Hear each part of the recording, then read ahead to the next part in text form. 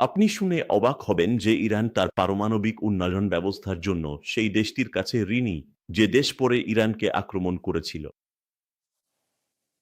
এর হ্যাঁ, সেই অঞ্চলে তারা অ্যাটমস ফর পিস নামে একটি প্রকল্প চালাত, আর এই অ্যাটমস ফর পিস পরিচালনা করত ইসরায়েল ও ইরান। দ্বিতীয়ত, হাস্যকর ব্যাপার হল যে দেশ ইরানে অবকাঠামো গড়ে তুলতে সাহায্য করেছিল, শেষ পর্যন্ত সেই দেশই 2024 সালে এসে ইরানকে বোমা বর্ষণ করল। ঠিক সেই দেশটি ছিল ইসরায়েল। ইসরায়েল।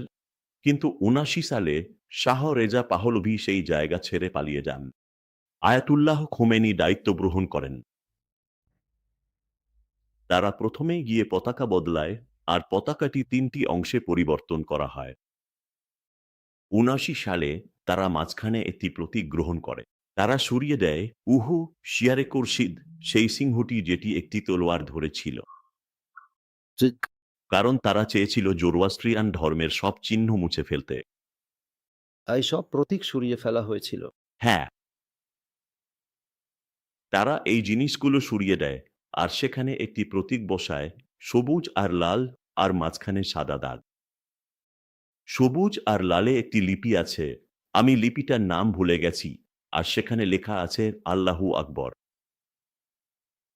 তাহলে আল্লাহু আকবর ধর্মীয় স্লোগান না হয়ে ইরানের ক্ষেত্রে ধ্বংসের স্লোগান হয়ে উঠেছিল।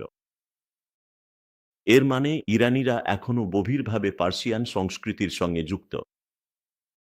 তাহলে যা হয়, তুমি কিছুদিনের জন্য একটা সভ্যতাকে দমন করতে পারো, ঠিক কিন্তু যেমন বসন্তের ক্ষেত্রে হয়, তুমি যতই বসন্তকে চেপে ধরো, সেটা শক্তি সঞ্চয় করে, আর একসময় সেই বসন্ত আবার ফিরে আসে।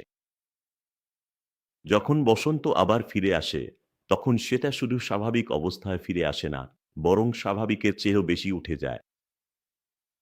তাহলে যখন বসন্ত স্বাভাবিক অবস্থায় ফিরে আসে, তখন দেশ, সভ্যতা বা যেটাই হোক না কেন, পুরোপুরি স্বাভাবিক হয়ে যায়। কিন্তু যখন সেটা স্বাভাবিকের সীমা ছাড়িয়ে যায়, তখন অনেক অস্থিরতা, রক্তপাত, সহিংসতা দেখা যায়। এটাই আমরা পার্সিয়া বা ইরানে দেখতে পাচ্ছি। আপনি যদি কোনো ইরানির সামনে শুধু গালফ শব্দটা বলেন, সে সঙ্গে সঙ্গে আপনাকে ঠিক করে দেবে আর বলবে ওটা পার্সিয়ান গালফ। এই অনুভূতিটা ইরানিদের মধ্যে খুব গভীরভাবে গেঁথে আছে, যেটা সম্ভবত আয়াতুল্লাহ আলী খামেনেই দমন করতে পারেননি, আর সেই কারণেই সমাজে এইসব অস্থিরতা দেখা যাচ্ছে। আরও একটা ব্যাপার আছে,